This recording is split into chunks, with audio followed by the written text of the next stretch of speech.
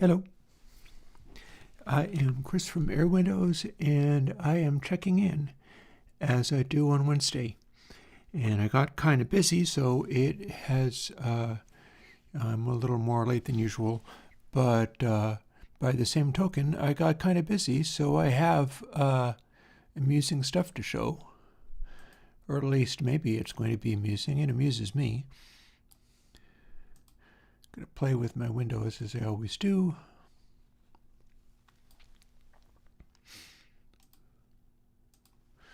Set up the chat, because who knows, maybe I will inquire about things like, for instance, the peak music concept, which I have a list of names that I can choose from. But that's not the thing that I did. I'm working on some stuff. And one of the things I've had around for ages is these cards, the arrangement cards that I made. So you can see the ones that I've made go together in certain ways, and they have names which are anagrams, and they correspond to different kinds of moods and things. Like this would be a happy empty mood going to sad full, which connects it to this other one, which could go to cruel empty, or alternately sad calm. And it's all got names for the transitions. They've all got, for instance, hints for things that you can do regarding time signatures. Like you can see the top of this one says 17881, meaning if you play this game and combine these things together, and I've done stuff using these, that produced the music that I did a little over a year ago that I've been kind of running with ever since. If you get this, you could include in any of the things you're trying to make out of these cards the time signature like 17/4, and count it as 8 notes, 1 note. Or another example might be a 13 that is 4/4/5. Doing that makes the weird time and signature work better for people.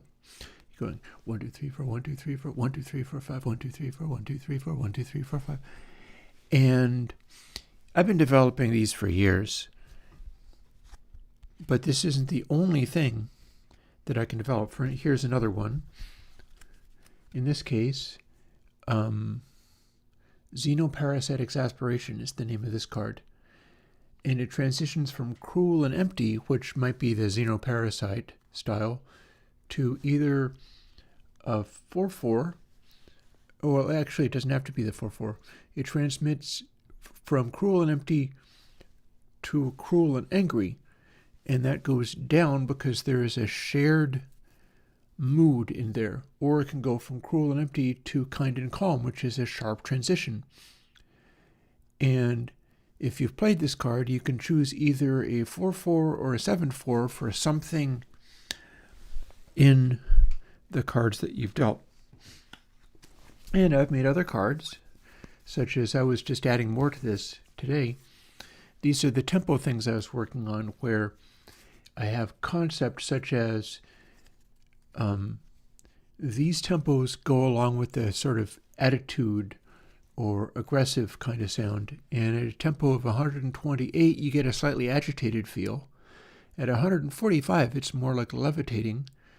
166, more like effortless. And 189 is about as fast as you can go in these cards, and it's luminous. But that's not the only one. You can have a tempo which is more of a flow state, and that can happen at lower or faster tempos. And as you can see, this is a slower tempo card, and it is 65 for slow, 75 for stable, 86 for serenity, or 99 for relax. There is 4 basic categories in here, which is these red ones, which are kind of edgy and aggressive, the blue ones, which are mellow and flowing, the orange ones, which are more attitudinous, and the green ones, which are more groove-oriented. And another thing that I did today was I had these divvied up into sort of categories, kind of like this, where I had it so you'd start off as real slow and then go to real fast. 67 is my slowest one here, and it goes to 177, all within the category of groove. As you can see, 118 is one of the ones that falls into the category of groove. Well, I made another set of cards and added a little to it with just the middle ones. So it's 89, 102, 118, and 135 in the category of groove style tempo. For the purposes of distributing these among the other cards, and then if you draw one of these cards, you've got to pick one of them and base your tempo off of that. Well, another thing about these is if you draw a card, you can also flip it, and that's the case for these ones as well. If you draw a xenoparasite exasperation and you don't think that that works very well for whatever it is you're trying to do musically, you can flip it, and that becomes importunate permutation. It starts with the same cool empty vibe, but it gives you different colors to choose, or at least one of them is a different color, and different tempos and things to draw on. So I've been busily doing all of these things. That's sort of concepts and vibes and feels and things. And then these are the tempo work that I've been doing over the years to be included into those. But it doesn't stop there, because I had been also incorporating the chord stuff that a lot of my stuff is kind of based on. The idea that you can have this circle of fifths, and on my website you can actually download this and print it out. That's what I've done. I've associated with colors because, of course, I like using colors and things. But the idea is if you were in the key of C, and it shows you which notes are available in that key, you can play these chords in the corresponding majors or minors, and they will all fit in the key. And you can play chords from adjacent categories, because these are shifting keys and along the circle of fifths. Like it's the key of C goes to the key of F. It has changed one note. That means that some of the chords are going to be the same, but there are going to be related chords that are very close to being in the key that you're in, but they're just a little bit off. And if you pick those chords, you can make music out of that, and it sounds very much like music rather than weird experiments. In the category of weird experiments, I often think of like Alan Holdsworth and his composition, which leapt wildly into the concept of going to really strange key signatures and stuff and improvising over those freely. But I don't think he tended to favor stuff that was too related. He would be doing things along the lines of picking a key and then making it work with a wildly separated key. So the chords would jump around. Similarly, in Coltrane's famous Giant Steps, he is picking a key, I don't remember exactly which key it is, and making giant leaps and sort of cycling through these into three basic categories, each of which are equally spaced around the circle of fifths. Like if you made it into a loop, as I have sometimes done with this, he would go rotate a third, then rotate a third, and then rotate a third to get back. And that's why it's so difficult to solo over, is that they are about as wildly removed a harmonic jump as you can get. And Giant Steps was composed along those lines in order to be challenging and interesting and do stuff that other people had not done before. What I'm looking to do is take little cards like this, and these have the chords written on them. Let me scooch over here. These are in sequence for a reason, so I'm going to try to keep them in sequence. See, if you had this card, it shows what notes the chord is, which is C, and it also shows that line of chords along it, where you've got A minor, B, C. If you were trying to do a minor, that would be a slightly different card, but it would be pulling a Aeolian mode. It would start on this, but it would be the same sequence of chords. In fact, I can go and let's see, I believe I had these organized like this. Yes, yes. So if you're playing C, you could also go for an A minor. Notice that the colors I'm associating with them are the same and that it's marked so that you can see what notes you play. And the chords written down there, the A minor, B, C, D minor 7, don't have to write the 7, E minor, F, and G7, those are all exactly the same because it's the same key structure as before. I need to make sure that these are, okay, very good. You'll also notice that I included the chords that were different. Copper Kelly, go and look on the Airwindows com for the chord. Search for chord, and those printable sheets are there. I'm just trying to do more with them, and that's what I've been doing today. That's why I'm a little late into the check-in stream, but I have something to check in for, so that's all fun. And I've already fooled with these a little bit. The idea was to include them with those other cards so that you'd also be getting these keys to play with. And there's a twist on it, which is these are also reversible. And what they do is, let me see. Okay. What they do is if you draw the card, you've got two widely disparate choices. Or if you had three cards, you'd have three widely disparate choices because you could play it face up or flip it over. All of a sudden, it's all black keys. The gray parts are the parts that you're not supposed to play those notes. So it's almost the inverse of what notes to play, meaning that if you have something funny in there, which is, some black notes, some white notes, flip it over and you've got the farthest from that you can get while still being in the same key.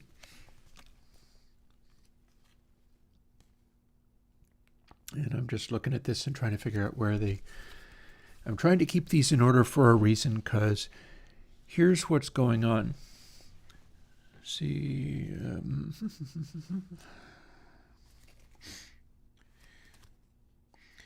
I fear I am, in fact, getting a little confuzzled with where I left off. Okay. Yeah, that was on the bottom, so that means it's on the top.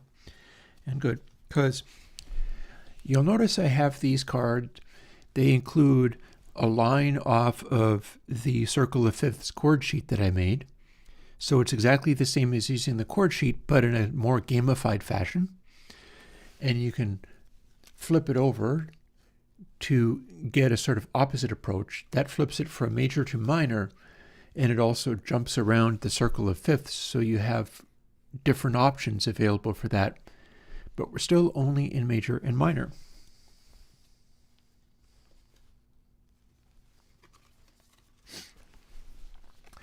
Until now. Because what I've got here, let me see if I can hold these up in a way that it's feasible. And I do not think that is the correct, oh wait, no, it's going, I'm confusing myself, forgive me. Oh wait, this would do it. I think the color coding is somewhat helpful. Oh, no, wait, I had that correct after all. Let me just put that back and then get only these ones out. So,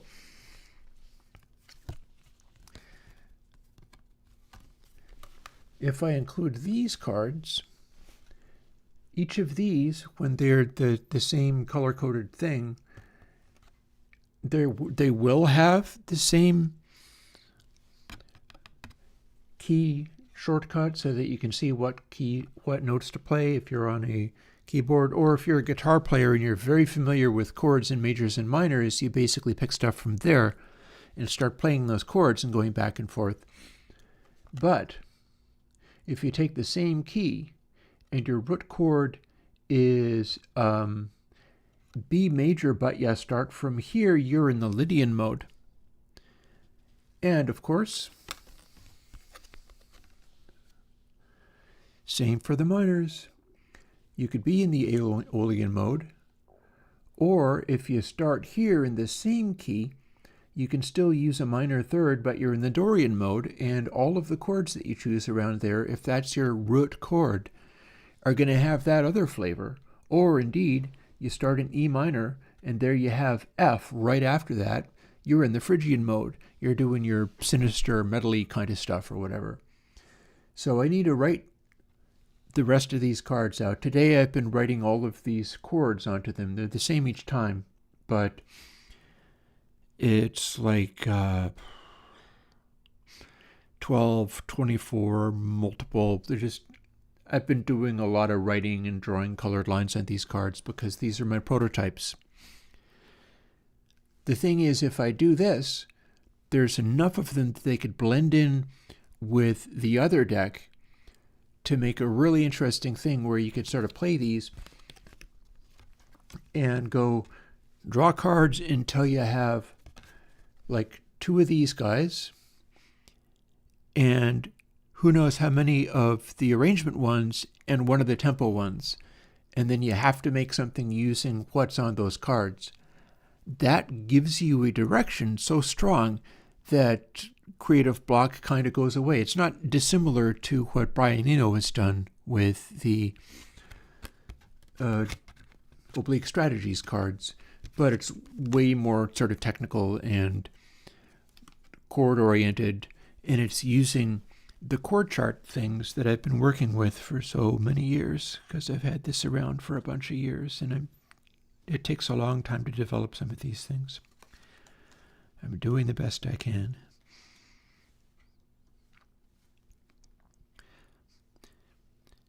So we've got that. That was primarily my attention regarding that stuff. But there's a further thing that I can do in my brief little visit to live streaming today, because I'm going to go and make some dinner, and then I have a lot of stuff going on at the moment, which I am just hoping is going to work out all right. The house I live in is deteriorating terribly, and I have finally lined up somebody who can paint it and scrape off the sadly antique and unsafe paint in a reasonable way, because I didn't really want to get into that zone, and I'm not good at that kind of work anyhow. It looks like I can finally get that done, although it is going to make me more impoverished for a time. But either that happens or the place I live in starts literally falling apart. And because, I don't really make a lot of money compared to normal people.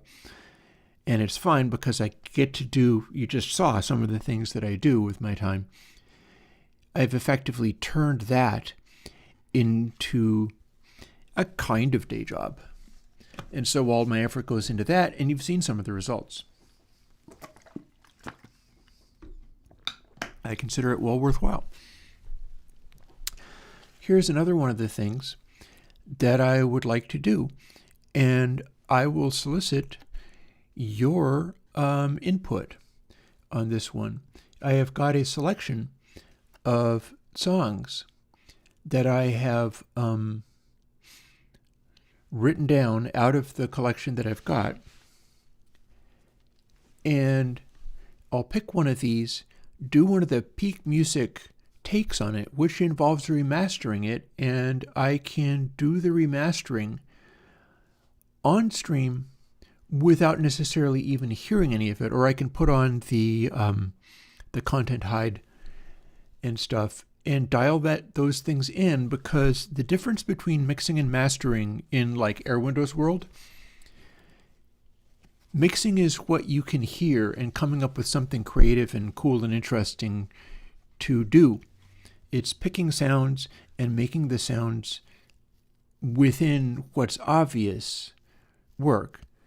To my mind, as I'm going into this, mastering then becomes, how do you work with all of those peaks that are so important when you can't directly hear them all that well, but they have huge importance? So it involves using meter, and I can do that on stream and show you the results. And it's going to involve me using a mastering thing that I've been developing, which the most recent work that I've done on that involves bringing my dithering into it. And I have a selection of dithers, but they all go to 24-bit. None of them go to 16-bit. I've got several versions of monitoring which will go to 16-bit, and all of the other dithers. But in this case, I have added to the monitoring plugin that I'm using privately to do this stuff a selection of dithers that goes dark, and then 10/9, which is a high energy noise shaper followed by dark, then TPDF wide, Paul wide, not just another dither, and then bypass, in case I want to use that tool to produce like 32-bit output, or have it not be the last thing in the chain or something like that. And that's on the assumption that the sort of brightness and energy behind the dithering, even though it is only to 24-bit, can play a role in what I'm trying to do with the audio. Like, I'll probably have an idea as to what would be most suitable in any given song. Vinyl dither and 10/9 are not quite the same. 10/9 is what has gone into monitoring 3. Much like not just another dither goes into monitoring 1. And vinyl dither is not unlike 10/9, but it's not the same one. I have never yet quite optimized one that would be vinyl dither specifically for the purpose of making crackle and stuff like that most effectively. That's probably worth doing, but I'm not going to be doing that right now, because here's a list of songs. I've finally gotten through to running all of the songs through. Let's go folder, metered. I finally run all the songs and rated them all. I think I actually freaked out Chad Clark. I didn't mean to, but he ran into a technical problem where I gave him a birthday present, which is probably going to come out as a plugin this coming weekend. I see no reason not to. There's a new version of Seriously. And the idea is to bring that analogification of high resonance filters that I came up with using the techniques from like Capacitor 2, if I'm not mistaken. I did that and found that it worked well on high resonance filters, and of course, since Seriously is loaded with those, I thought I would do a new version. And it was Chad's birthday, and he's the one that asked for that in the first place. So I said, oh, hey, you want my plugin for your birthday? I've got that. Here, let me send it to you. And unfortunately, he's working with Digital Performer, and I'm still not sure whether he's got it up and running. I tried to do some technical support, but I also showed him that when I measured all of the songs, and partly this is because it's in alphabetical order, I had measured like the King Gizzard and the Pretenders and stuff, and then I measured the Beauty Pill track, The Prize, which I think is from Beauty Pill Describes Things as They Are, which is a recent CD. And that blew its way right into AA, and since it's alphabetical, it was the number one thing. So I told him that, and a little while after that, he made a Blue Sky post. It was like, I don't really like it when people flatter me unreasonably because it makes me insecure. I'm like, oh man, maybe that was me. I didn't mean it. It does legitimately get up to that energy level, but it's one of like 8 or 9 songs that do that. And the fact is, it was number one simply because it was in alphabetical order. So let's not get too carried away with all of that. Here is my list of songs, and some of this is going to take some looking for. I did not write down what ratings they got. I considered doing Pink Floyd's Echoes. I started by writing what I was going to do with the songs, because as I was measuring them, I would see things like, oh, this would be a good video. That could be made to be very impressive, this or that or the other thing. So I started with making notes for what I could do with them, and then I started just listing them. So, the list. And we'll go through it. If anybody really lights up at the sound of one of these, chime in the chat, and I can do it, and probably in the next couple of days I can post one of these as I remaster them. But what I can do is pick it today and then start doing the work on that on stream using this tool and adjusting things to work better with Meter. Because I know people were interested in seeing that. So I can do that live on stream for you. So my list is Pink Floyd's Echoes, Pink Floyd's Astronomy Domine. Echoes, I said, more subs, more air, more gain. Astronomy Domine, I said Dark Side of the Moon, because I think Astronomy Domine is done on the same console. I think they're both done on the TG12345, and that means that Astronomy Domine could be tweaked to sound like Dark Side of the Moon. I am not absolutely sure of this, but I bet you I could do it. And I have the recording to do it.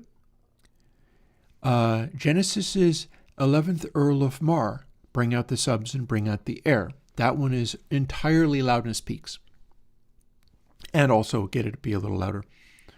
I am working on the cassette plugin with something similar to chrome monoxide. I've got the notes for it. I know what to do about it. I have begun with doing the code, and I haven't finished doing the code.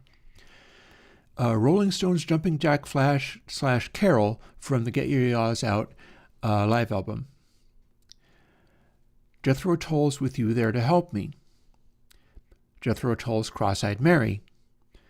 Blue Oyster Cult's, and again, I'm reciting these. I will pick one and start working on it today if somebody lights up and thinks that particular one would be the one to start with.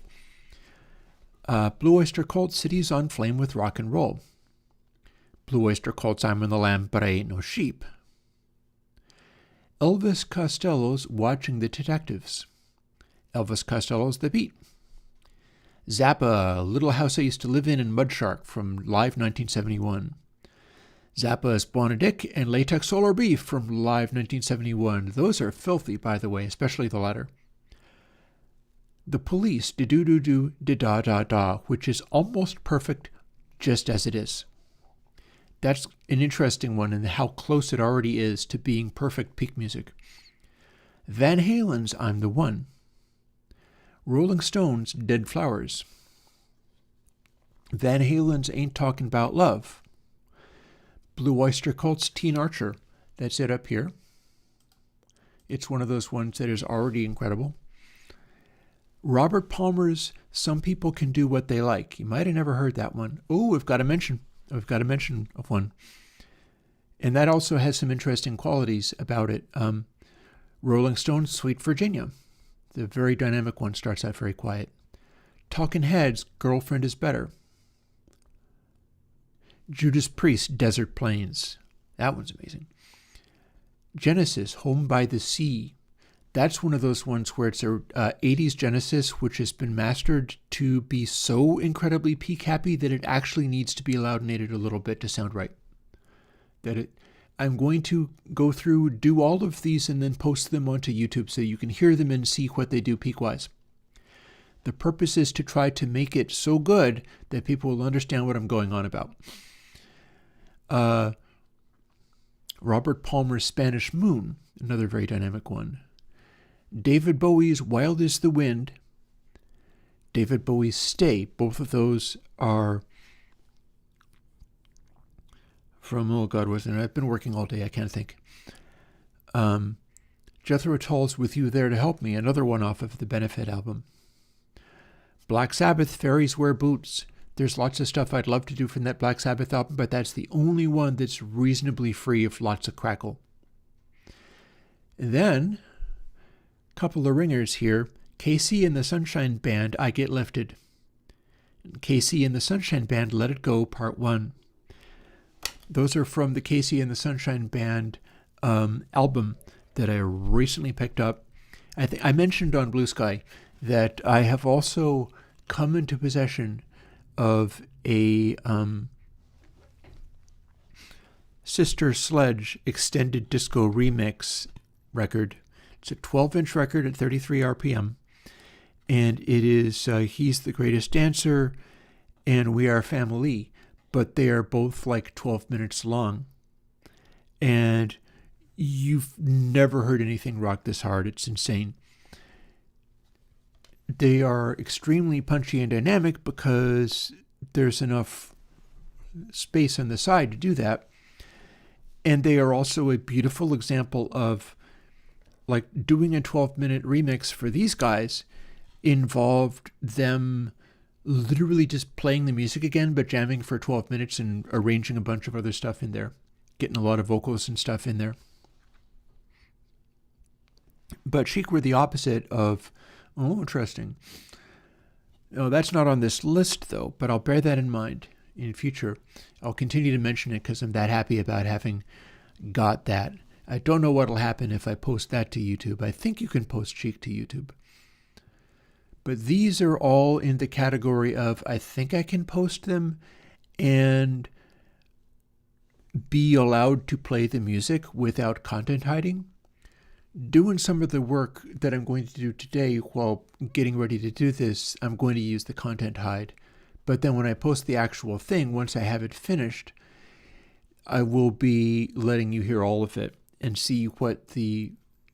So the only thing I have seen mentioned, Alcoholic Audio Engineer, I'm going to run through the tracks again, but the only one I've seen mentioned is Watching the Detectives, and I have no objection to doing that one.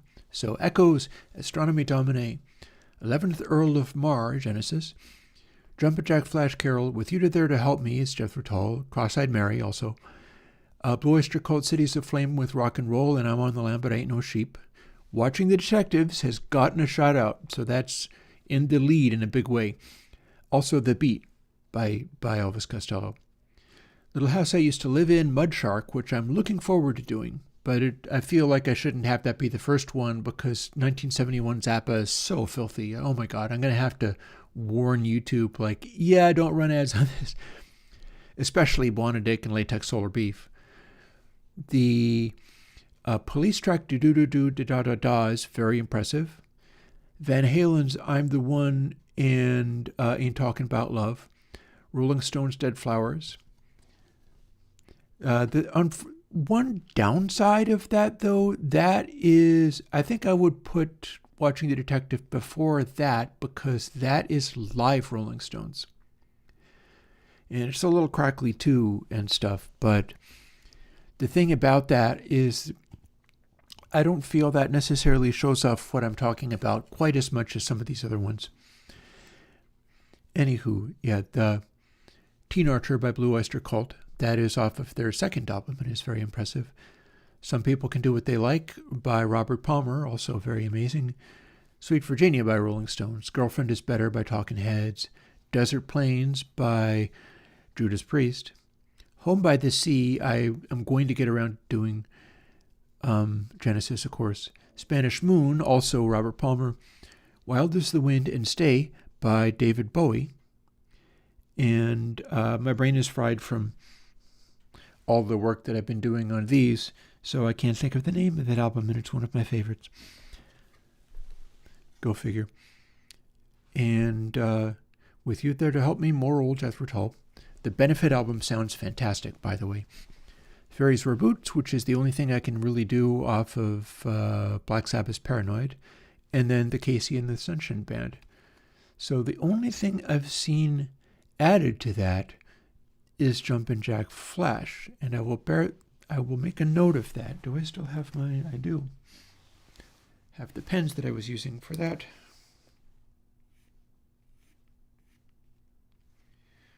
Let's make a note of that. Maybe I'll do both, but just one at a time, really. So here's what we're going to do. First, I find Watching the Detectives. And I'm going to go about doing that by looking for Elvis Costello in this incredibly long list.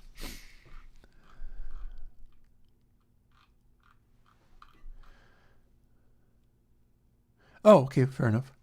Ooh, Astronomy Domini. Fair enough. Well, I mean, I feel it's still worth it showing people what that old Rolling Stones live sounded like, because the thing is, that was a huge deal in its day. But I will also mark Astronomy Domini. Now I have 3. That's enough suggestions for... make that 4.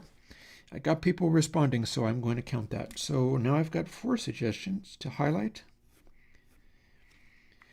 I feel I get to pick which one. And Alcoholic Audio Engineer, you were the one who said Watching the Detective, so pick which one goes first. And I will continue to flag anything that anybody mentions out of those. If you remember hearing it and go, oh my God, yeah, do that. We're narrowing the list. We're determining which ones go first. So AAE, please be so good as to specify which is going to be first, Watching the Detectives or Girlfriend is Better. And then I still have to do the searching. Unfortunately, there's a challenge here because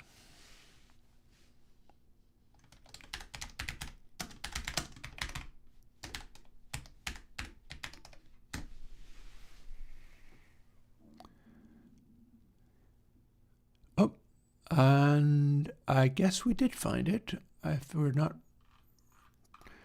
There was a time when I had so much stuff in these folders that it wasn't successfully searching for them any longer. Okay. Alrighty. So that I'm going to check to see whether that is in fact where it's supposed to be.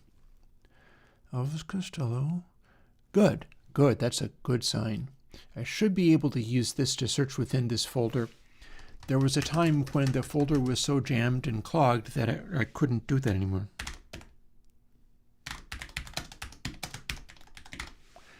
AF, I'm not surprised. That is what that's going to be. How can I close this? Like that. Cool. So AF. And that's going to be Talking Heads, so RST. We can see everything that's in this category. If I double click that, it'll open up in Twisted Wave. Here's our track. You can see how much space it takes in. And let's get started on doing a mastering of it using Content Peak, showing our lovely little hit record meter. We'll set it on Content Hide. And these are the tools that I work with doing this kind of thing. So again, I am going to set this, I think, oh, it's already set to loop.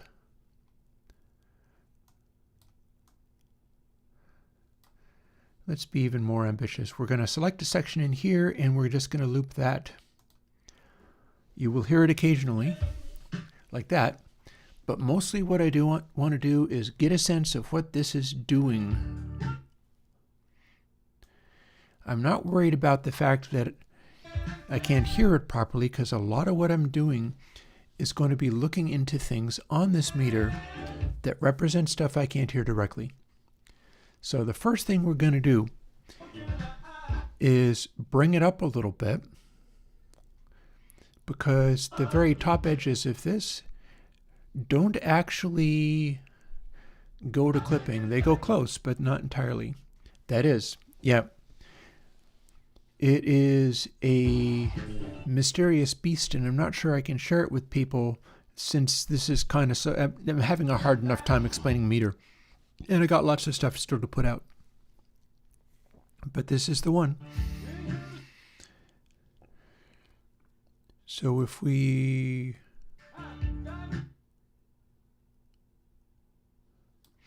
nudge the super bass a little bit, we start getting more green dots up top.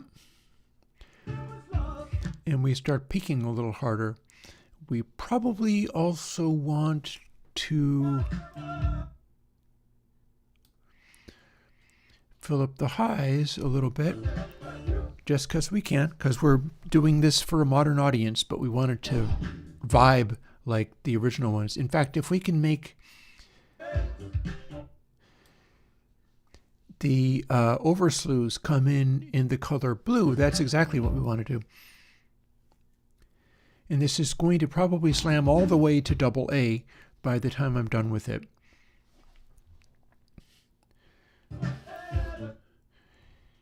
I feel like I could probably pull back low. That's a middle band that's not quite as low down as sub. If I pull back low, this area between 240 is going to back off a little bit. It's all very close. Ooh, Inertia Creeps is from the Mezzanine album, and I love that album. I think that album sounds amazing. So we're going to push mid just a tiny bit, because we're just pushing little things in a very small way in order to have it bring its hottest peaks up to the top. That way it'll sit alongside modern stuff and still like work for people. In fact, I have room for more super highs here. In fact, I've got quite a bit of room. Now there's a way that I can dial this stuff in. Oh, and let's throw this dither on there. So ratio under dark F means throw that darkness factor in so that it's restricting these. And in fact, I believe I can turn it down, and it will cause the slew limiting here, which I think might actually be coming from Sinew. I've been doing a lot of experimenting with some of this stuff. If I use the ratio on this, I can dial the highs, the peak highs down to around here, and then putting the ratio back to 0 means no restriction anymore. But dialing it back means I am squishing these in the same way that using zoom squishes the peaks. And that's kind of the intention here. I could also continue to nudge air on it. I'm trying to get a very even distribution of dots. Thing is, now I'm also somewhat overbright because I gave so much there. So what I could do here is nudge subs more, because fooling with talking heads in this way, some of the sounds in here could go deeper. Patrick, no. I think it still requires intentionality of doing these things, like going, I'm boosting the extreme subs.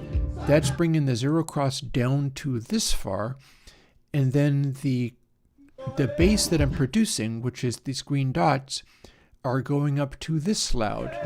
Is it slamming right to the top? It kind of is at times. That is relatively functional.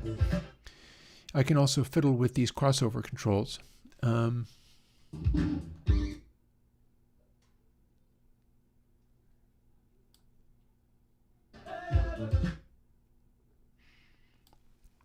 going to nudge both of those crossovers slightly higher because I feel like the subs I was boosting, it's got a bit of a mid-range suck out, and I'm choosing not to boost low because vinyl records so often have a bunch of tubby mids in them. But that gave me the ability to boost more sub, and I think get away with it. And our end result is moving up to AC, transcendent. Now notice the distribution of these various things. I can take this ratio, which is using the high frequency cut from here, and it smoothed it right down to where there's barely anything showing up there. But I think I can have it be a little sparklier than that, so ratio gets reduced a bit. Yeah, it's the evenness of distribution of the cloud, in my opinion. I think that is what it wants. And there's a final detail, and that's going to be, I have yet to touch Zoom. I put out Zoom as a plugin quite recently, and yet I have yet to touch it. I can probably put out all these details. Like, some of this is already there.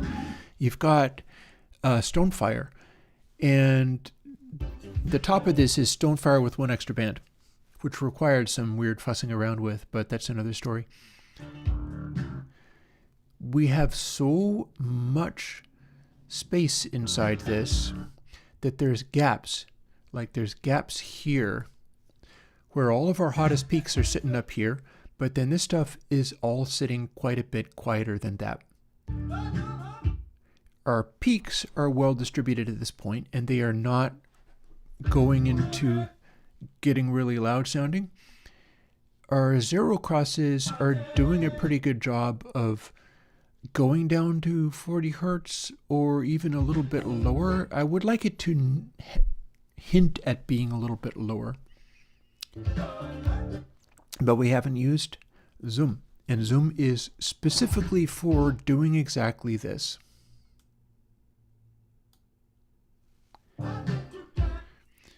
We've scooched everything up so that it is an even distribution of peaks, more of which are sitting around in the 0 to 6 dB region.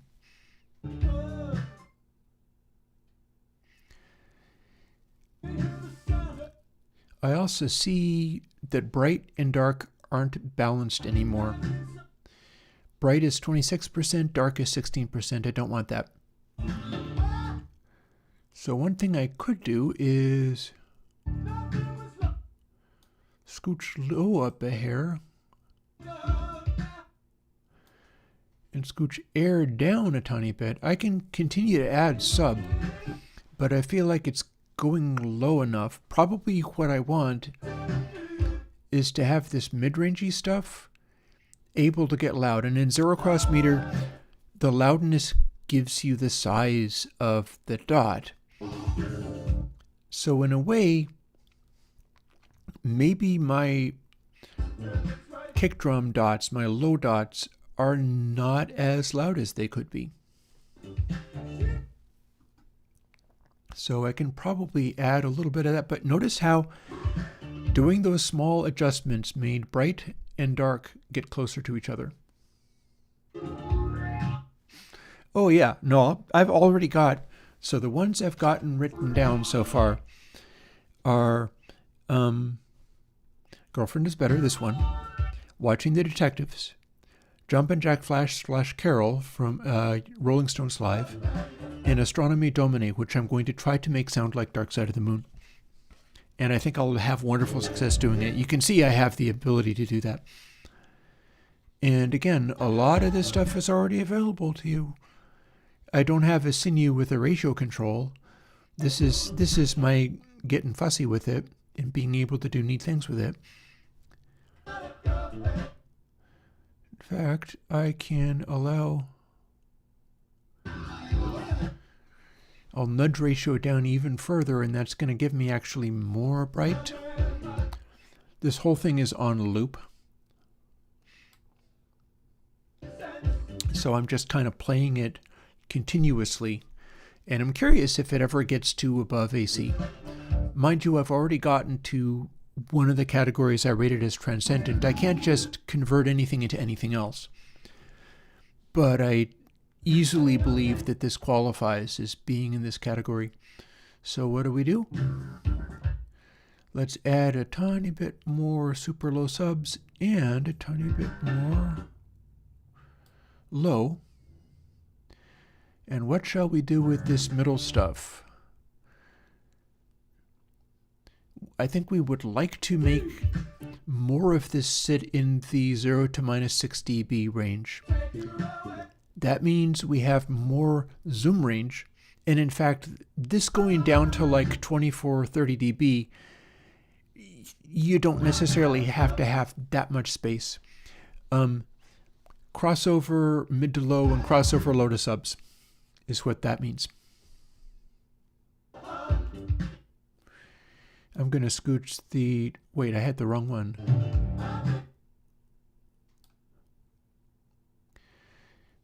That one's not going to do much anyway. I'm going to scooch this one up a little bit. They start at different frequencies, so I can get a beefier thump in there.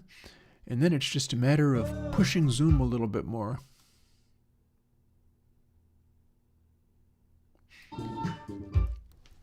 Remember, zoom is using saturation rather than a hard clip, whereas if I push on air, mid, and low, it's going to go into an internal copy of clip only 2 in there. And that, combined with the sinew, is why when I go into the very top of the meter, it's not actually giving me clip indicators. Because this mastering plugin, it will not do a literal clip. Instead, it will do just this. And then my remaining question is, what's this going to be if I play it through from beginning to end and tell it to stop at the end? Let's turn off loop playback and blank this. This is probably my final settings. And if I hit apply, it'll just apply that stuff. But let's play it through. We're still got content hiding, but this is how it's going to hit if we do it just like this. It's designed to be like a hybrid between the retro sound and modern style sounds where they expect everything to be sitting up at top volume at all times. So it's peak music, and see, we're already hitting like AD, and it's going to get itself to AC, I believe. It is presenting a extremely peak heavy performance where all of this sound is between 0 and -12 rather than between 0 and 0. But at the same time, we're actively using the top end of the meters. There's constantly something happening at full crank. It's just not always quite at full crank. A bunch of that is at full crank. Some of it is 1 dB down. Some of it is a half dB down. None of it is actually a clip, except for that it technically is a clip because it's 80 clip 2 built in. And we're using that combined with the sinew, which is the dark F and ratio,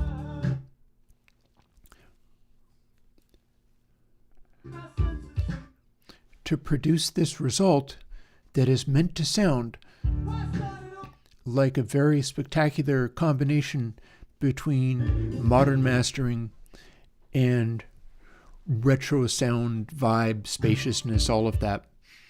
And that's the whole point of me doing this. And you'll notice that one of the ways I'm getting there is by making sure that bright and dark are balancing. And remember that if you were working with this tool, and you're looking for forceful or grooving, you don't aim for transcendent. You aim for something else. What I'm doing with the peak music posts, of which this could be the first one, is producing something that is it's going head to head with modern stuff that's all loudinated to hell. It's meant to compete with those things while still having the character of the original vinyl records, and yet if you put them on one after the other, mastering it this way, it will absolutely not sound weak or quiet or lame. And it's also doing a thing which I don't always see, where one of the things I have going on here, I've got the balance. You see it's balancing very closely, although it is doing a bunch of bright and dark. I'm probably going to do that for a couple of the Genesis tracks that are all sonority peaks. I can expand them outwards a little bit until they have a little bit of hi-fi wide range. But notice where these peaks sit. Because the color between blue and green and red is going to be the same describing the peaks throughout. Blue peaks are all over the place. My red peaks, not the loudest ones. They're not sitting in the top 60 dB. Occasionally they get up to there, but I'm never having a red peak all the way up at top crank because I think that is better not to have that. But green peaks occupy this top area because I'm basically making bass happen that way. I'm making deep sub bass be extremely obvious without damaging the peak energy that it's based on. And it's all about making stuff sort of poke out and be sonorous and sit right. And see, as we're fading out, it's drifting back over into Darkland because different things started playing. And there is our maximum score for this mastering at 5:24, so it's kind of my dinner time, and it's a good time for me to go and work on that. But that is an example of how to work with Airwindows Meter and interpret the stuff that you see it doing. I was looking at the different places where the red and the green dots and so on were coming out and doing things like going, I would like to give the low end of this Talking Heads track off of vinyl some more whump because it really, that will be appropriate to it. It'll sound good that way. And so I was pushing basically sub bass and low bass until there were intense peaks happening, and I have not at any point looked at what RMS is doing. But so that there were lots of intense peaks happening that were color-coded in green, which represents a bassy peak, up in that 0 to 6 dB down range, and balancing that between the blue peaks, which were balanced, sonority and having it come across as loud. And all of that was like, I can basically render this down to a file on my desktop that I can then do a post with. And at no point have I actually listened to that track, because I was doing all of those adjustments based on peak energy, which is rather fugitive. There are people who will tell you you can't hear those peaks at all. Well, I've just adjusted those peaks using my own tools. I'm not working with anybody's music at the moment. That has happened. Keep an eye out for if I start doing live streams and doing that. It's going to be interesting when the house painting thing kicks in, because that's going to be wild. That's going to be a real experience for me. I'll tell you that right now. But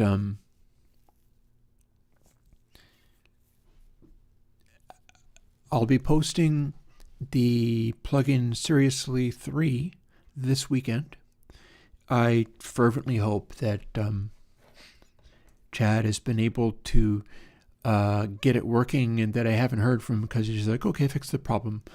I was looking to maybe hear back, but sometimes when you deal with like Time Magazine top 10 album of the year people, they're not all about chatting with you on your live stream or whatever. And this is normal and fine.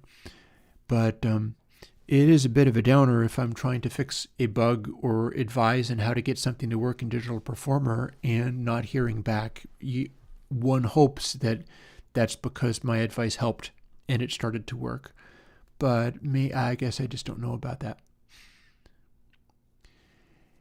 And yeah, I'll be posting this once I render it out, apply those changes and render it out, and then do a capture it to video and do my little commentary across the top of it, and then you'll be able to see a lovely close-up version of exactly what you just saw, and it'll show up exactly the same in Meter because that's exactly what I'm doing with it, and it'll be a good initial example of how to make peak music and make it work. And that's the interesting part of that to me, which also implies that I need to come up with another meter for something to build into Console X. I need to give enough hints as to what's happening there that you can kind of ballpark stuff into the right area. But Meter ended up being more suited to what I was just doing, where I'm doing manipulations only on the part that is not initially obvious to the ear. And most of that sound doesn't sound very different from where it started, but I think it's going to be a extremely mojo-laden, spectacular, and interesting sounding take on that track, even if most of the sound does in fact sound very similar to how it started. All of the stuff around peaks has been completely manipulated and changed to produce that exact result that I was aiming for the entire time. And on that note, I'll see whether I can't get that up tomorrow. The meters would be very dynamic indeed. In fact, I think I might have them on Robert Palmer's Sneakin' Sally Through the Alley. I think that was the meters. But yeah, they're like Talking Heads, very, very dynamic and punchy. Lots of space for peaks everywhere. Anyhow, I have to go and make dinner, so I'll talk to you folks later. Hope you like Seriously 3 when it comes out this weekend, and I will continue working on all of this stuff. Bye-bye.